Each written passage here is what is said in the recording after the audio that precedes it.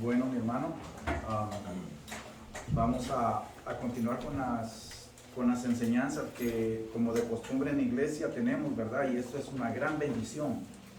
Créalo que sí, hermano. Yo no sé si a usted le enriquece este ministerio de escuela dominical, porque déjeme contarle una cosa, no en todas las iglesias se ejerce lo que aquí hacemos. Y a veces es por falta de personas que tengan este querer hacerlo. A veces es el llamado, a veces es las prioridades de la iglesia. A veces las iglesias ponen prioridades a otro asunto, menos en el enriquecimiento de cada miembro de la iglesia. Pero gracias a Dios nosotros contamos de que nuestro pastor es un pastor que se preocupa por la congregación y gracias a Dios por esto, ¿verdad? Por este ministerio de enseñanza. Todos nos podemos beneficiar de esto. No crean que es solo ustedes, hermano. Cada vez, y eso se lo he dicho y cada uno se lo ha dicho el hermano Roberto, el hermano Pedro, el pastor, yo, y de que cada vez que traemos una clase para acá, hermano, téngalo por seguro que el que la está dando se ha estado preparando para esta clase. Y a veces se mira, es evidente cuando la persona está hablando, y ahí entonces vemos de que ustedes se benefician y también nosotros nos beneficiamos. Amén. Ok, la lección de la semana pasada, así rapidito, fue la número 4. Jesús abrió mis ojos a la verdad. Al venir nosotros y confrontarnos con la persona de Jesús, Él nos da la verdad. ¿Qué verdad? De que nosotros, por medio de Él, nosotros conozcamos el Evangelio, todo lo que Él nos quiere decir. Todo lo que nosotros necesitamos en nuestra vida es el Evangelio de Jesucristo para saber la verdad que Él nos quiere hablar, ¿verdad? Ahora, la lección de hoy es la número 5 y es Jesús murió por mí. Jesús murió por mí. La idea central es La muerte de Jesús en la cruz hizo posible. Sí, la muerte de Jesús en la cruz, posible el perdón para mí. Hizo posible.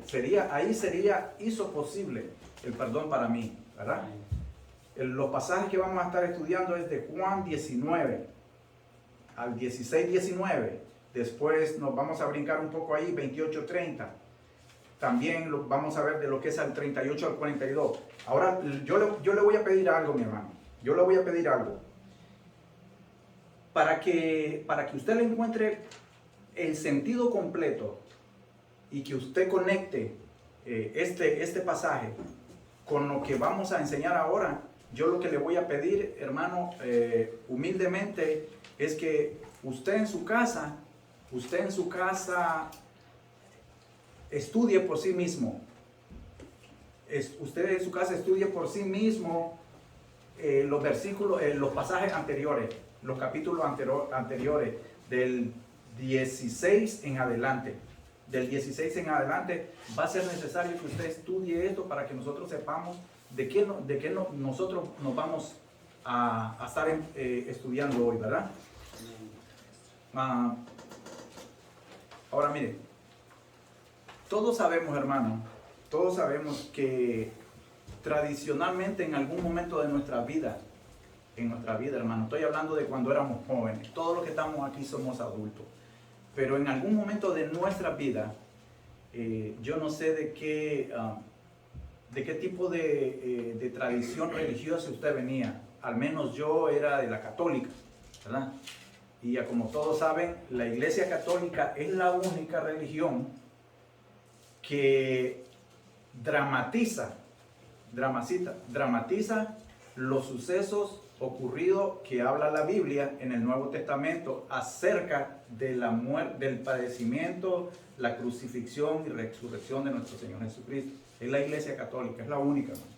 ¿Y de qué, cómo lo sabemos? Ustedes, yo no sé si se acuerdan, las procesiones en Semana Santa, las famosas procesiones en Semana Santa, los Via Crucis, el santo entierro, yo no sé cómo le llamarán en su país, pero en mi país así les dicen santo entierro, la resurrección, cuando Jesús estaba montado en el burrito, que es el sábado de Pascua, algo así, ¿verdad?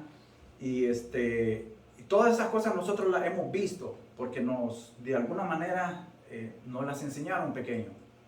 Pero vamos de que eso apenas, hermano, eso es como que es algo, una dramatización. Pero que lo que verdaderamente nosotros necesitamos saber no es cómo representen ellos esa manera, esos hechos, sino lo que nosotros necesitamos es saber cómo la Biblia nos habla que sucedieron en verdad esos hechos. En verdad esos hechos. Porque la Biblia es el único lugar donde nosotros podemos venir y ver realmente qué fue lo que sucedió, cómo sucedió, por qué sucedió, ¿verdad?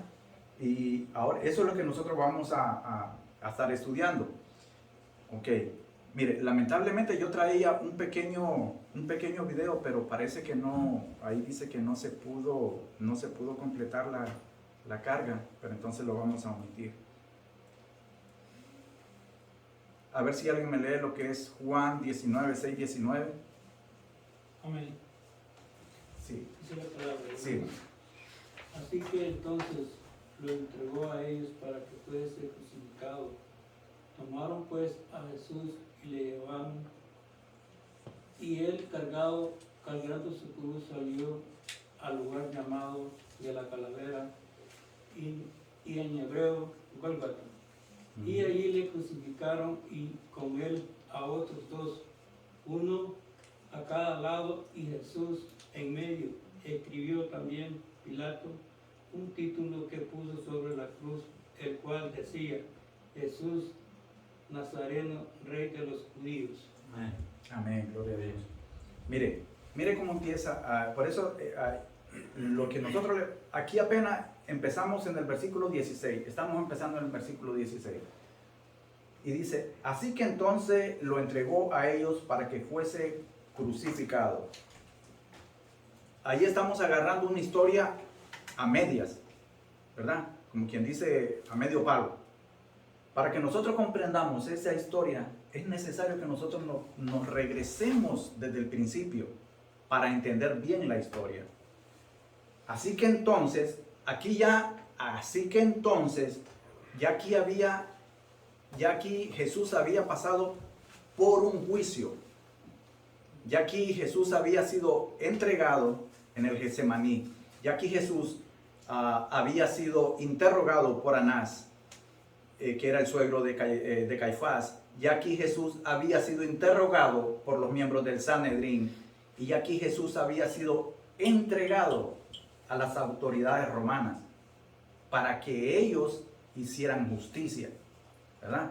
Entonces, por eso les digo yo la importancia de que nosotros veamos esto desde el principio. Así que entonces lo entregó a ellos para que fuese crucificado. Tomaron pues a Jesús y lo llevaron. Mire, algo que aquí me llama la atención es que cuando usted lee en los relatos que yo le estoy diciendo, cuando usted lee el contexto, la Biblia nos dice que Pilato hizo 3 intentos de soltarlo, de dejar libre a Jesús. Pero ¿qué ocurrió? La insistencia y la presión de los fariseos, ¿verdad? De los que estaban haciendo presión ahí en la multitud, fue imposible. Porque ellos tenían, como se dice, como decimos nosotros, ellos tenían mucho empuje, tenían mucha fuerza. Y entonces Pilato en parte no era que les tuviera miedo, pero sí él temía echarse de contrario a los judíos, al pueblo judío. Y al César. Sí, correcto. Y entonces, ¿por qué? Porque lo que los judíos iban a hacer y podían hacer era pasar un informe de acuerdo a lo que ellos querían al César. Porque como le digo, era gente muy, muy importante. Eran gente muy organizada en cuanto al sistema religioso. Ellos respetaban la política de los romanos, pero acuérdense que los romanos a ellos les permitían ejercer su religiosidad con algunas condiciones. ¿Sí se acuerdan de eso? Ok, entonces lo que los judíos venían a hacer era de que ellos podían, en otras palabras, como decimos nosotros, malinformar a Pilato con el César. Entonces a Pilato no le convenía estar en mal con el César, porque el César era el emperador, ¿entiendes? La suprema autoridad. En otras partes de la Biblia vemos de que el César era el Dios, era un Dios como para ellos. Imagínense, es como nuestro Dios para nosotros es Dios, para los romanos y para ese sistema de esa época, el César era el Dios. Entonces, lo que pasa es de que cuando lo traen, dice, tomaron pues a Jesús y lo llevaron. Y dice, y él cargando su cruz. Acá la palabra cruz no es la cruz donde él estaba crucificado, sino una parte de la cruz. Porque a veces nosotros pensamos de que Jesús cargó su cruz, una cruz entera y total. Es una parte de la cruz. ¿Y por qué lo hacían? ¿Por qué era una parte? ¿Por qué sacamos esa conclusión?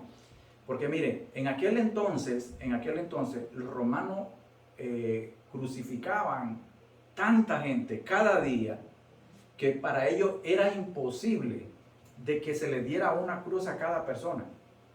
Entonces lo que ellos hacían era esto, mire hermano, póngale mucha atención. Lo que ellos hacían era dejar ya en tierra por decir así, el travesaño vertical, que era donde iba a sostener el otro eje, el horizontal. Ese estaba permanente allí. Entonces, porque como ellos crucificaban mucha gente, asesinaban pues mucha gente. Y entonces a ellos se les hacía más fácil nada más soltar esta parte, liberar esta parte de acá y hacerle cargar a la persona que iba a ser crucificada esa parte para que fuera una parte de tortura, de castigo, de sufrimiento. Entonces la otra parte era la que ya estaba aquí. Cuando ya llegaban al lugar, entonces ya era que empalmaban esas partes así. Pero bueno, vemos de que cuando él dice, y él cargando su cruz, salió al lugar llamado de la calavera, y en hebreo es Gólgota. Ahí lo que nosotros vemos también, hermano, de que cuando Jesús inició su caminata a ese lugar, Jesús en ese momento no era que él empezó desde ahí a sufrir. Ya Jesús había sufrido las torturas que había tenido ante Pilato, porque ya Pilato lo había mandado a latigar y todas esas cosas, a golpear, y ya le habían puesto la corona de espinas, ya lo habían humillado, ya lo habían golpeado y todas esas cosas. No era que apenas que él iba empezando, no, ya él iba pero muy maltratado, ya aquí venía muy maltratado. Y con él a otros dos. Acuérdense de que cuando Jesús fue crucificado, la Biblia nos dice que también dos personas más fueron, uno a cada lado, ¿verdad? Ahora lo que nosotros vemos aquí es que dice, y allí le crucificaron, y con él a otros dos, uno a cada lado, y Jesús en medio. Ahora,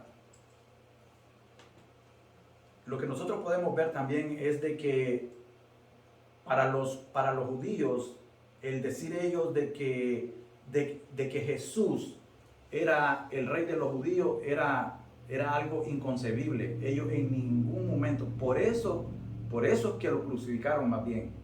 No lo crucificaron porque nada más ellos quisieron hacerlo por deshacerse de él, por lo que él era, sino por lo que él decía, porque él decía ser el Hijo de Dios.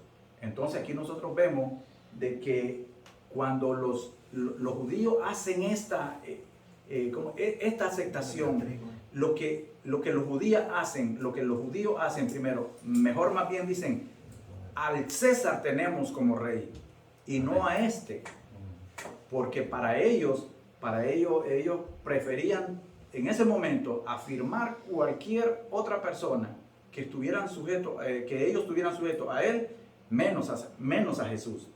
Mire, una decisión trágica y terrible, y habiendo tomado sus propias decisiones, ellos le entregaron para ser muerto en la cruz. Aquí nosotros vemos, hermano, de que cuando una persona, ¿qué nos dice esto? Aquí nosotros lo que podemos ver es que cuando una persona toma decisiones sin la dirección de Jesús en su corazón, esas decisiones van a ser mal tomadas y van a tener consecuencias terribles, va a terminar en algo mal, hermano. Ahora, las decisiones que nosotros tomemos en la vida, no es que nosotros en todo momento querramos hacerlas de una manera deliberadamente.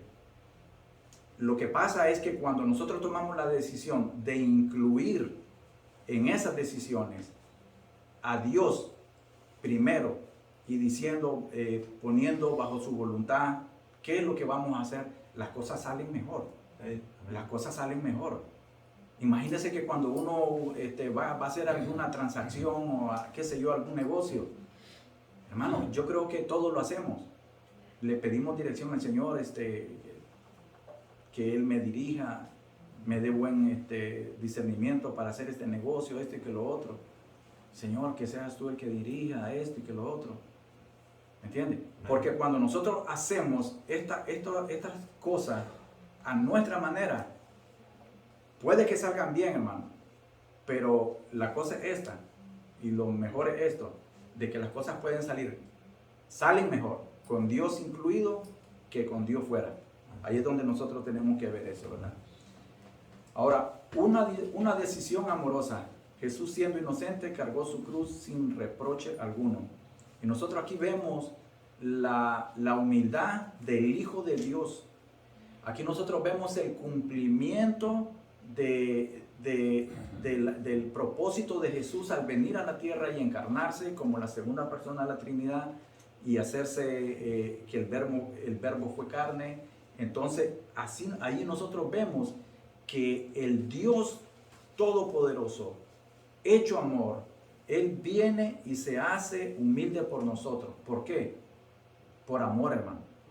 Por amor a usted, por amor a todos, por amor a cada uno de nosotros. Él llevó nuestras penas, hermano. Él llevó nuestra carga. Él cargó con nuestros pecados. Y todo eso, nosotros lo vamos viendo, hermano, en una esfera, hermano, de que nosotros todavía no podemos entender tanto amor derramado en esa cruz, hermano, por cada uno de nosotros. Amén. Por cada uno de nosotros, hermano. Por toda la gente de la humanidad, de todos los tiempos, hermano. Y así sean, cuando le hablo de todos los tiempos, es desde el principio hasta el fin, hermano, hasta que Él venga en su gloria. Ese amor es demostrado únicamente en la cruz del Calvario. Ahora mire, una afirmación verdadera, la verdadera intención de Pilato era la burla, pero más no sabía que el título solo decía una parte de la verdad.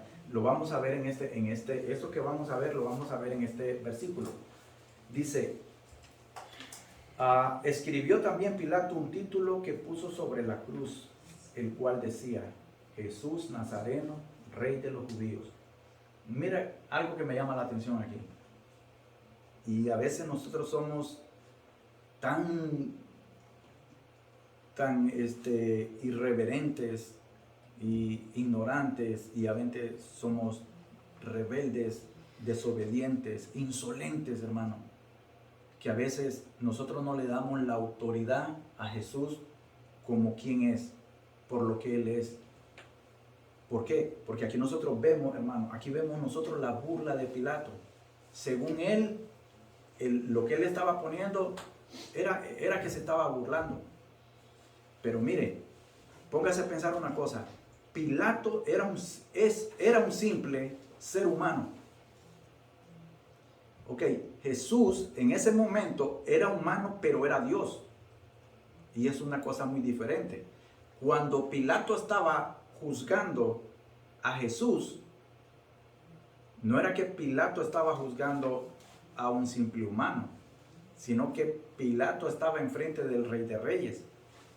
Es decir, Pilato era un simple servidor de así del César, hermano. Pero el que estaba enfrente de Pilato, ese sí era el creador del universo. Ese sí era el mero rey. Y más que el César.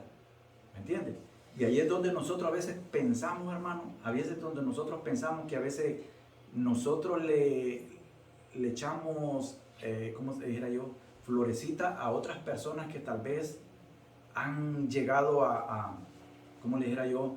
A personas que han llegado a salir un poco adelante y se han dado un nombre y ahora tienen posiciones, tienen posesiones, y la gente lo que hace, hermano, a veces es que le echan flores, le echan porras y lo hacen así. Y entonces el ser humano lo que hace, hermano, en este caso lo que hace el ser humano es que se pavonea, porque dice, no, es que yo me lo gané, yo me lo merezco, yo fui el que lo logré. Y ahí es donde nosotros nos olvidamos, hermano, ahí es donde nos olvidamos de que toda esta gente y cada uno de nosotros somos lo que somos por la gracia de Dios. Sí. Si nosotros reconocemos, hermano, si nosotros reconocemos que el que murió por nosotros en verdad es el Rey, entonces nosotros vamos a ver una diferencia, hermano, en nuestra vida, de que nosotros vamos a ver de que lo que a quien nosotros seguimos es alguien que vale la pena. Y nosotros lo seguimos, ¿sabe por qué, hermano? Por la fe que tenemos, por lo que Él hizo, por lo que Él hizo. Porque aquí vamos a ver, hermano, de que no puede ser posible, mire, póngase a pensar, no puede ser posible que en nuestra vida no haya ni la más mínima gota de agradecimiento a alguien que entregó su vida por usted. No, es inconcebible, pero lo vemos a veces en personas, hermano, que, miren, se dicen ser cristianas y hacen cosas que no son cristianas. Ahí hay cosas que a veces, ahí es cuando la gente a veces le dicen, no, que es que para ser cristiano, mira al fulano. Y entonces, para ser cristiano, para ser como él, mejor estoy como soy. Incluso, hay cristianos, le voy a poner otra. Hay cristianos que se viven quejando, hermano. Cada vez que lo encuentro, ay, no, hermano, es que viera que me pasa esto. Se viven quejando, hermano, desde que se levantan hasta que se van a la cama. Que tengo que hacer esto, que a mí me toca hacer esto, que por qué yo esto, que por qué yo lo otro. Hermano, viven una vida de puras quejas, hermano. Y no se dan cuenta, hermano, no se dan cuenta de la gracia inmerecida que en un momento, hermano, que en un momento ellos recibieron, pero que son desagradecidos. Viven, mire, renegando de cualquier cosa, hermano. Y entonces ahí es cuando la gente de afuera dice, no, pero imagínese, hermano, usted que sí vive quejando y es cristiano, y yo que no soy cristiano tengo, mire el carro que ando, la casa que tengo, mire mi familia, y usted es puro problema, y usted diciéndose, ay, yo soy cristiano, pero vive quejándose todo el tiempo, hermano. Pero vive quejándose todo el tiempo. Y ahí es donde vemos, hermano, cosas que las personas le han dado otra interpretación a lo que es la gracia. Amén. Hermanos, sí, hermano. Bien, dice usted ahí donde dice que solo decía una parte de la verdad. Pues dice el Rey de los judíos, Jesús. Pero Jesús es el Rey de reyes. Es correcto. Y Señor de señores. Así es. En esa parte de verdad, que solo estaba escribiendo una parte, sin saberlo, siendo rey, fue lo único que no lo no le pudieron hacer cambiar al César, a ¿cómo se llama? A Pilato. Pilato. Porque ellos decían, no escribas eso. Sí. Ya lo hice. Y como el rey hace una cosa, ni él mismo puede tomarlo para atrás. Es lo que veo ahí. Ahora, atrás dice que Jesús cargó su cruz y en ella ya había sufrido, como usted dijo. Porque cuando estaba orando, dice que en la montaña, Monte de los Olivos, su sudor era como gotas de sangre. Sí. Entonces ya venía sufriendo él esa pena, ¿verdad? Por nosotros. Y entonces se nos dice en la Biblia que las cargas en él, nuestros problemas son más fáciles. Claro, así Por eso dijo él, toma tu cruz y sigue, porque va a ser más fácil su yugo. Así es, sí. Manda. Sí. Y ahí ya usted dijo la respuesta, porque ahí yo tengo una pregunta al final, mire. ¿Por qué solo una parte? Ya la contestó usted. Sí, ya la contestó.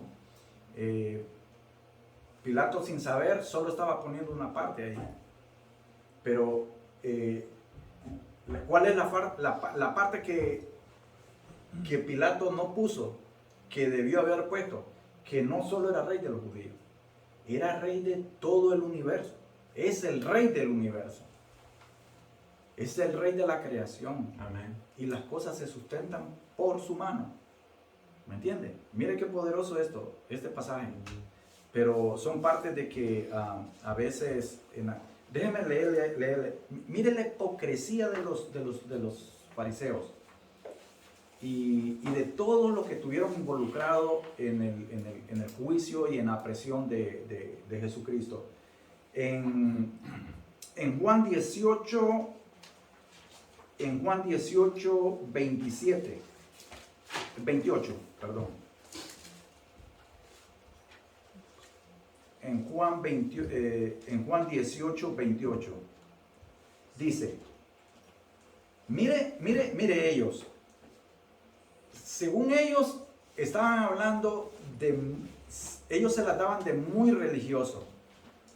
De los que entendían, sabían y obedecían la ley. Por una parte, según ellos, ¿verdad? Para que no me malinterpreten, según ellos, hacían algo bueno, según ellos. Y con la otra, botaban lo bueno que habían sido, según ellos.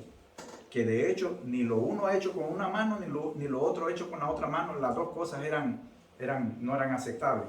Porque mire lo que dice el versículo 28. Llevaron a Jesús a casa de Caifás, al pretorio, llevaron a Jesús de casa de Caifás al pretorio. El pretorio era donde vivía Pilato, donde estaba él, ¿verdad? Era de mañanas y ellos no entraron en el pretorio para no contaminarse y así poder comer la Pascua. En otras palabras, ellos estaban entregando a Jesús, que ellos sabían, hermano, ellos sabían que Jesús era inocente.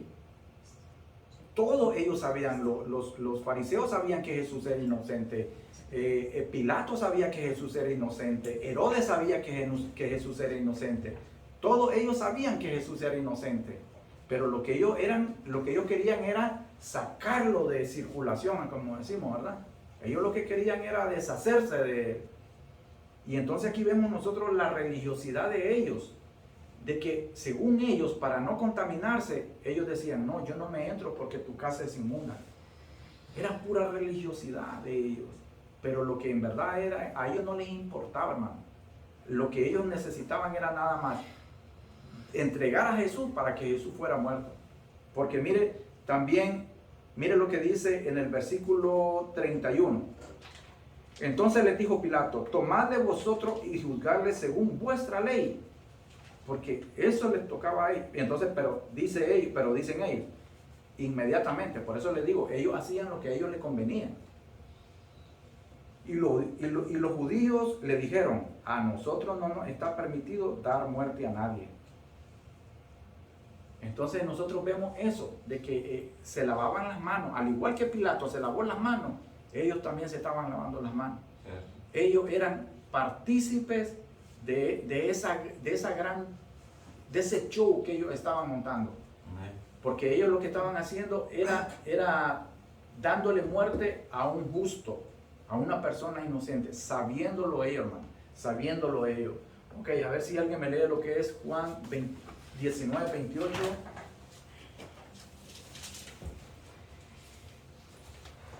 Amén.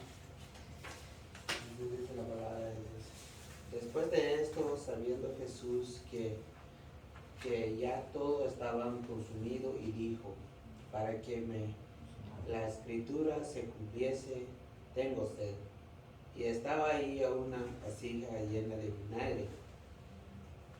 Entonces ellos empaparon el vinagre en una esponja y poniéndole en una hisopo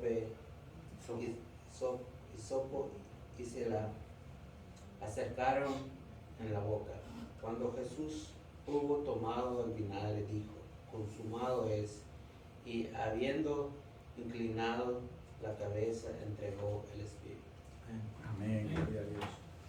Mira, hermano, aquí nosotros vamos a entrar en algo muy, muy, muy bonito, y es que aquí nosotros vemos completamente, hermano, aquí nosotros vemos completamente lo que es la humanidad de Jesús. Aquí nosotros no vemos al Dios que no podía ser castigado. Aquí nosotros no vemos a un Dios que no podía ser entregado. No podemos ver a un Dios que no podía ser muerto. No podemos ver a un Dios que podía ser que hubiera podido huir de lo que estaba, sino que vemos a un Dios hecho hombre, hermano. Dice, después de esto, sabiendo Jesús que ya todo estaba consumado, no era que en ese momento ya había terminado todo, sino que consumado en el aspecto de que todo lo dicho por el Padre, Jesús lo había llevado, hecho cada cosa en su lugar, en su momento, en su hora. Todo, cada cosa Él lo había llevado, hecho a cabo. En ningún momento, hermano, en ningún momento Jesús, Él pensó en echar atrás. Sí hubo un momento de que Él dijo, Señor, pasa de mí esta copa, ¿verdad? Pero que no se haga mi voluntad. ¿Por qué? Porque ahí en ese momento Él estaba en un momento de gran angustia, humanamente hablando. Siempre le digo, humanamente hablando. Pero que entonces nosotros vemos de que Jesús sí era hombre, hermano. Porque dice, sabiendo que Jesús, que ya todo estaba consumado, dijo para que se cumpliese, dijo para que la escritura se cumpliese, tengo sed. Tener sed, un espíritu no puede tener sed, ¿verdad? A menos de que sea tal vez como Gasparín, aquellos muñequitos animados que salió un fantasmita, pero tampoco así, ¿verdad? Porque Jesús no era un espíritu, no era un fantasma, era Dios humano. Ahora dice, obediente hasta el fin. Jesús fue obediente a la voluntad de su Padre hasta el fin. Le digo, Jesús no quebrantó nada de lo que el Padre le había encomendado hacer. Y estaba allí una vasija llena de vinagre. Entonces, esto lo hacían los romanos para prolongarles más el sufrimiento a los que ya estaban siendo torturados. Era una manera de cómo ellos les prolongaban más el sufrimiento. Entonces ellos empaparon en vinagre una esponja y poniéndola en un hisopo, se le acercaron a la boca. Cuando Jesús hubo tomado el vinagre, imagínense la gran angustia de Jesús, hermano. Imagínense el gran sufrimiento que él en ese momento estaba pasando. Porque ya habían sido horas tras horas, hermano. Habían sido horas tras horas de sufrimiento, de tortura. Y cuando finalmente a él llegan y lo clavan a esa cruz, hermano, y colgando está en esa cruz por horas. Era tanto el sufrimiento de él, hermano, que a él lo que hizo nada más fue abrir sus labios para probar, quitarse un poco la sed. Quitarse un poco la sed, dice. Cuando Jesús hubo tomado el vinagre, dijo, consumado es. Ahí sí. En ese momento, hermano, cuando Jesús dijo, consumado es, ese consumado es que en realidad él estaba dando un grito de victoria. En ese momento él había vencido a Satanás. En ese momento él estaba diciendo, Padre, ya yo he pagado por los injustos. Porque la palabra dice que el justo pagó por nuestros pecados. El inocente se hizo maldito por nosotros. Y entonces en esos momentos lo que nosotros vemos es de que Jesús inmediatamente cuando él sabe que ya todo está hecho, completo, que no le falta nada, hermano, que no le falta nada. Lo que hace es que humanamente ya él entregó su espíritu al Padre. Ya él en ese momento, hermano, él entregó su espíritu al Padre. Qué lindo, hermanos, es ver cómo nosotros podemos saber de que Jesús, hermano, Jesús hasta el último momento, hermano, de sufrimiento, hasta el último momento de sufrimiento, hermano, fue fiel. Jesús, ¿usted cree que Jesús, hermano, no pudo haberse bajado de esa cruz? Claro que sí. Y él en otro pasaje dice que le dice a Pilato, allí mismo Juan le dice a Pilato que su reino no es de este reino. Porque si mi reino fuera de este reino, Los seguidores pelearían. Sí, mi gente o mis seguidores pelearían por él. También dice que si él hubiera pedido al Padre ángeles, hubieran venido miles. Sí, y entonces Pero no era eso. No. ahí nosotros lo vemos, ¿verdad? Que él en ningún momento le llevó la contraria, no pudo hacer nada malo opuesto en contra de lo que era la voluntad. Él traía un propósito, él traía una misión y esa misión la llevó hasta el último momento. No pasó nada, hermano. Y como nosotros, ¿por qué? Porque muchas partes del sufrimiento de Jesús ya estaban profetizadas. Ya estaban profetizadas desde el Antiguo Testamento. Y allí es otra cosa que nosotros podremos sacar y traer un poco. De que la muerte de Jesús no fue algo que salió de repente así. No, hermano. La muerte de Jesús fue un pacto entre la Trinidad, entre el Padre, el Hijo y el Espíritu Santo, antes de la fundación del mundo, antes de la caída del ser humano, antes de que existieran todas las cosas, antes de la creación. El pacto, a eso se le llama el pacto de redención, hermano. El pacto de redención es que cuando Adán y Eva cayeron, desde ese momento no fue que al Padre se le ocurrió la brillante idea de traer la salvación, no fue desde ahí, hermano. Ya la redención del ser humano, de la humanidad, ya estaba hecha antes de lo que es la creación. A eso se le llama pacto de redención, hecho entre las tres personas de la Trinidad. Entonces ahí nosotros vemos de que la Biblia desde el Antiguo Testamento, ya después de la caída del ser humano, ya vemos el pacto que hay de que entonces la simiente de la mujer iba a estar por encima de la simiente de la serpiente, ¿verdad? En este caso, la simiente de la mujer somos todos nosotros, hermano. Es la iglesia. Sí, somos todos nosotros, ¿verdad? Y la otra simiente son las personas que no están cumpliendo ni haciendo la voluntad de Dios.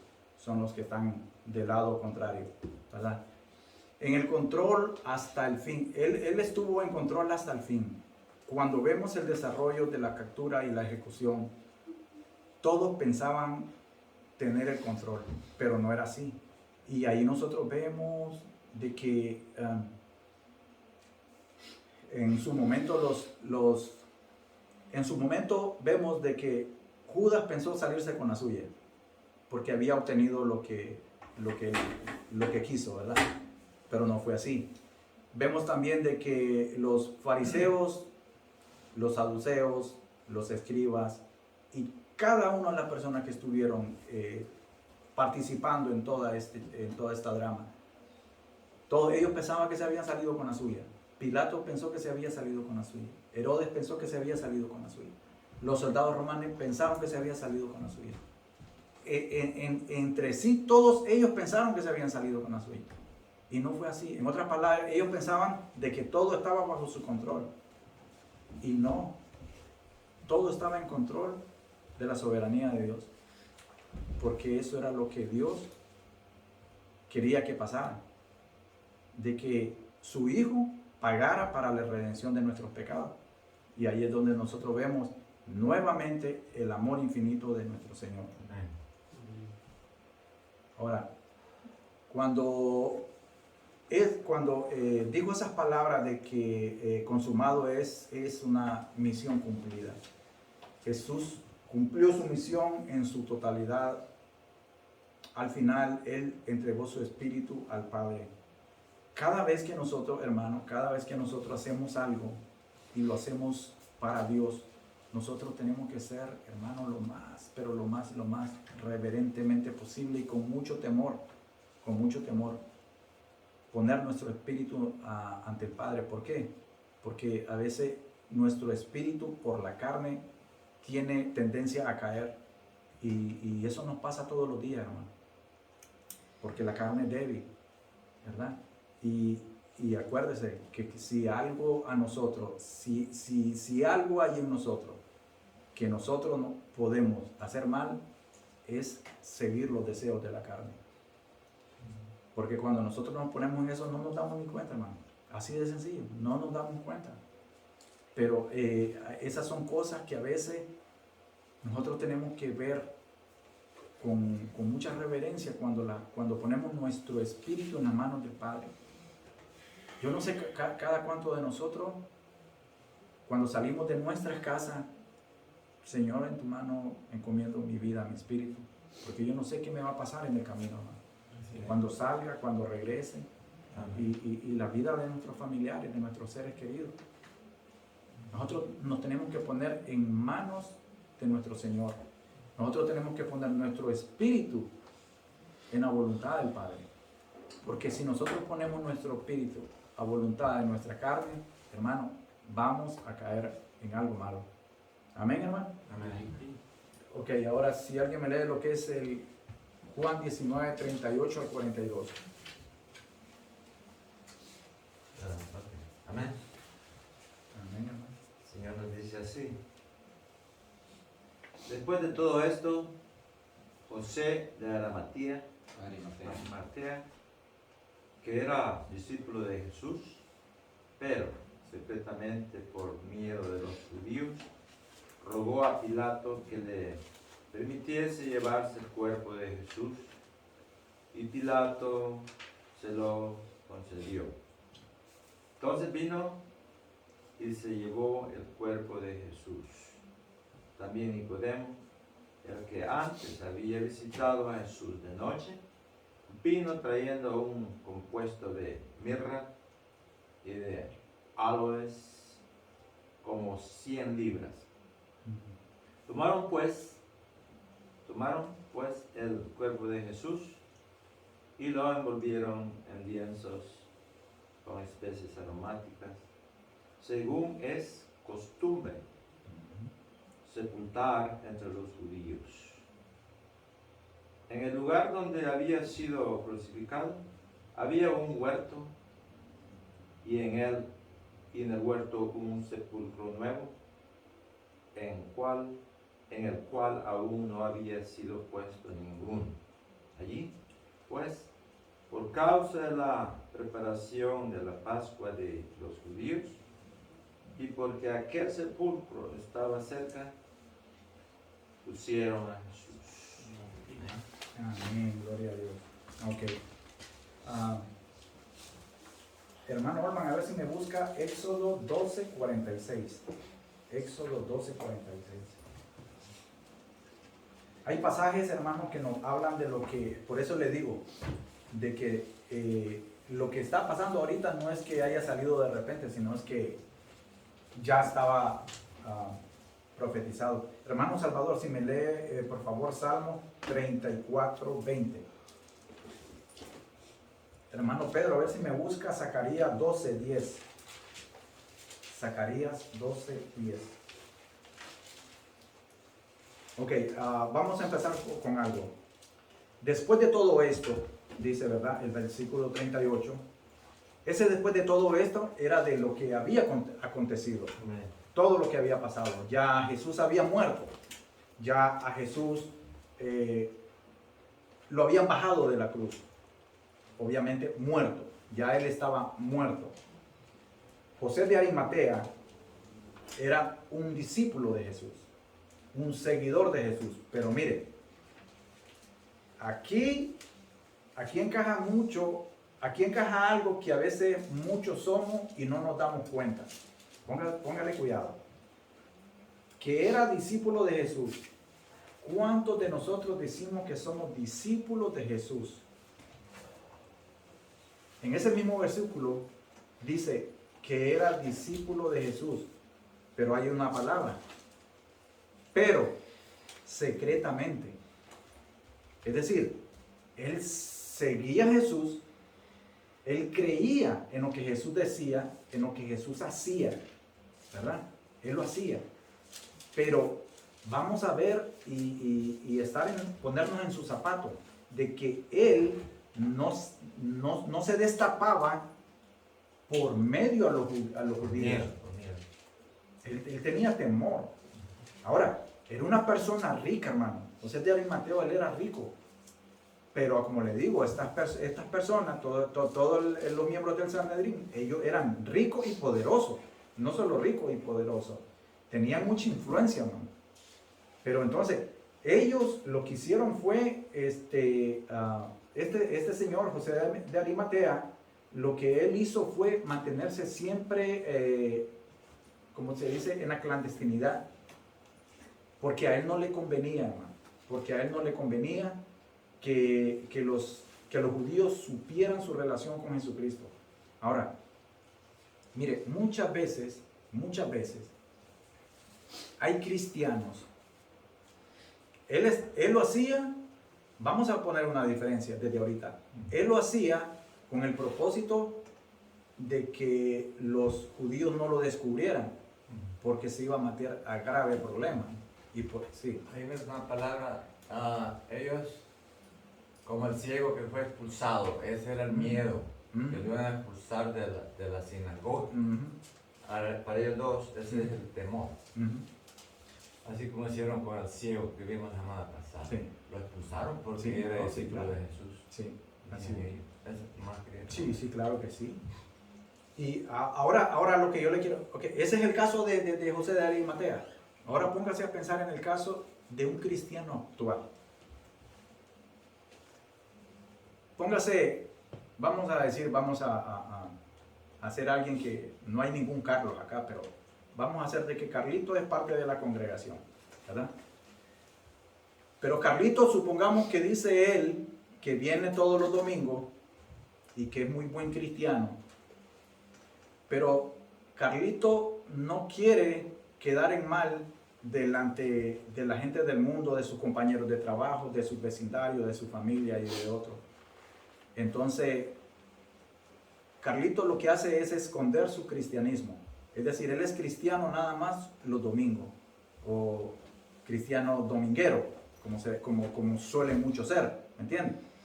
Pero ya cuando están fuera, entonces Carlito ya no se comporta como cristiano, sino como uno del mundo. Entonces, a veces nosotros lo que tenemos que hacer, hermano, es que la necesidad, nosotros tenemos que tener la necesidad siempre. Si usted piensa que no necesita de Jesús, está muy equivocado.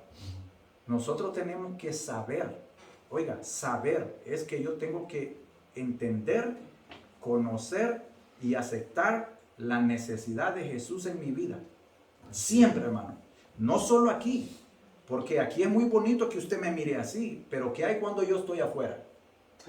¿Me entiende? Entonces, podemos ver la diferencia de un cristiano de verdad de domingo y un cristiano de verdad que verdaderamente sigue a Jesús, ¿verdad?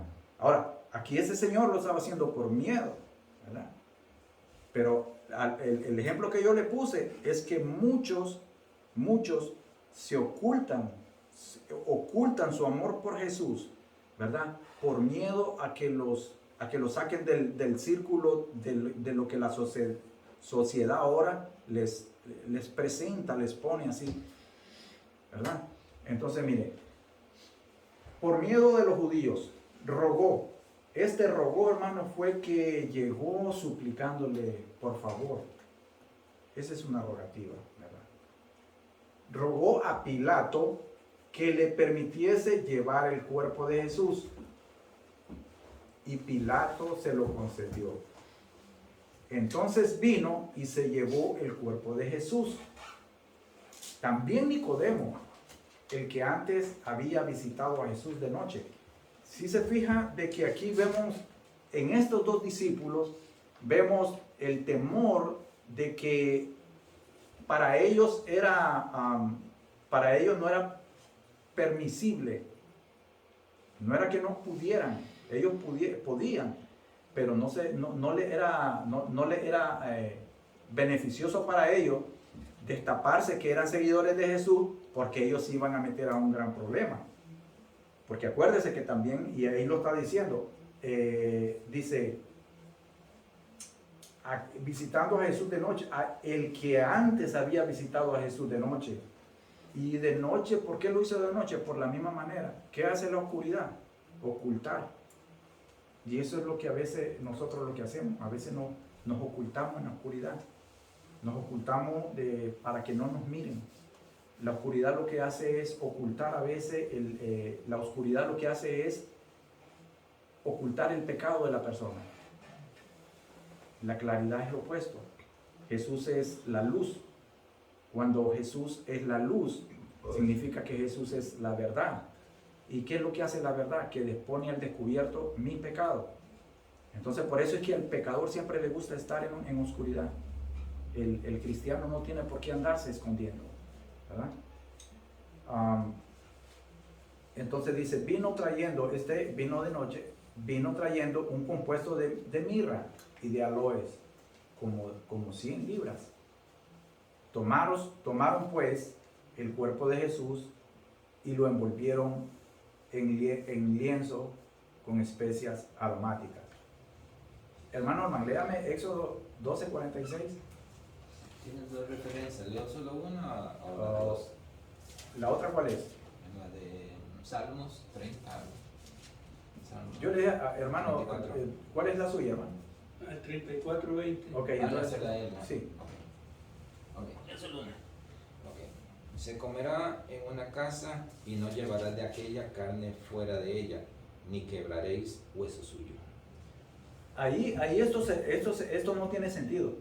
Eso no tiene sentido. Pero allí es cuando el Señor está dando las leyes para el pueblo de Israel. Y para ellos era muy importante hacer esto y llevarlo al pie de la letra.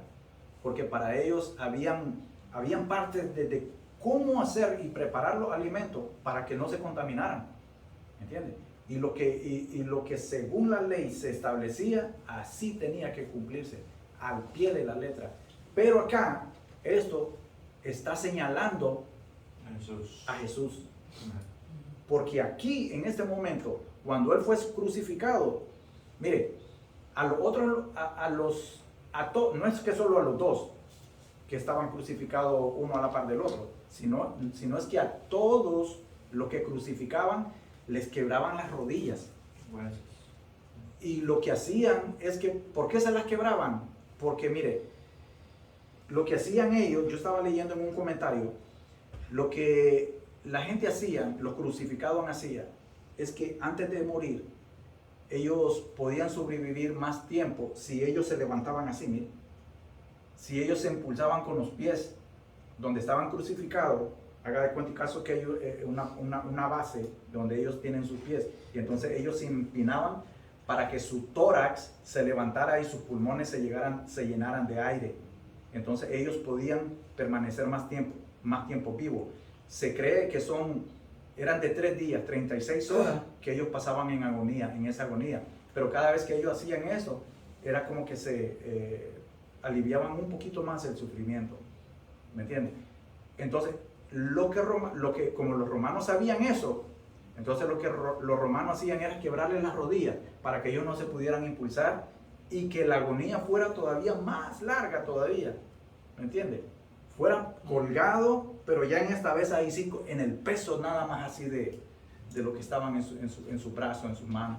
Entonces era dolorosísimo, hermano. Pero a Jesús no le pasó esto. ¿Por qué? Porque ya estaba profetizado. Léame, hermano Salvador. Dice, Salmo 34:20. Él guarda todos los huesos, ni uno de ellos será quebrantado. Amén. Todos esos dos pasajes están señalando lo que era el momento de la crucifixión de nuestro Señor Jesucristo. Y ahora si lee Zacarías 12:10. Amén. Y derramaré sobre la casa de David y sobre los moradores de Jerusalén espíritu de gracia y de oración, y me harán a mí, a quien traspasaron y lloraron como se llora por hijo unigénito, afligiéndose por él como quien se aflige por el hijo y por el primogénito. Amén. Gloria a Dios. Entonces, vemos en estos pasajes, hermano, nosotros vemos en estos pasajes que cada uno de estos pasajes están hablando para el momento de la crucifixión de nuestro Señor. No es que se hayan sacado así del bolsazo, como se dice, no es que haya salido de repente, sino que ya todo eso estaba profetizado. En el momento que el Señor, otra de las maneras que Jesús murió mucho más rápido que los demás crucificados. ¿Por qué? Porque a él lo traspasaron con una espada. A él le traspasaron el costado. Pero en el costado de lo que, cuando le traspasaron el costado, fue lo que acaba de leer el hermano ahorita, que en vez de solo sangre, a él le salió sangre y agua. Pero ya eso era una parte de la profecía que apuntaba así a Jesús. Mire algo que estaba aquí, y ahí lo dice, yo no sé si lo dice en su manual, dice: a manera de escarmiento, los romanos dejaban los cuerpos sin vida a la vista pública durante varios días, para que después colocarlos en una fosa común. Pero a los judíos se les permitía bajar los cadáveres antes del anochecer del día en que morían, porque así lo ordenaba la ley. Y eso lo podemos encontrar en Deuteronomio 21, 22, 23. También lo podemos encontrar en Josué 8, 29. Hermano, mire, lo que querían darle una digna sepultura, no todos estaban contentos con los hechos sucedidos. Muchos no estaban de acuerdo, otros sí estaban de acuerdo. Pero vemos algo en esto, de que imagínense, y me llama la atención, y yo no sé si usted se ha puesto a pensar, de que el Rey de Reyes, de verdad, el Rey de Reyes, hermano, el Creador del universo, no tenía ni dónde, como, hermano, hay un dicho que dice, y yo no sé, no tenía ni dónde caerse muerto, hermano. Imagínense que aquí él no tenía ni dónde lo enterraran. Fue una sepultura prestada, ¿verdad? Sí, amén. El Dios encarnado es preparado como todo un humano. Aquí no podemos ver de que también era un espíritu, porque a él se le dejó en un lugar y se le preparó como a todo cuerpo humano muerto, ya fallecido, se le lleva a cabo. Aquí vemos la humanidad de Cristo después de su muerte. Jesús era Dios, pero también era hombre hasta el fin.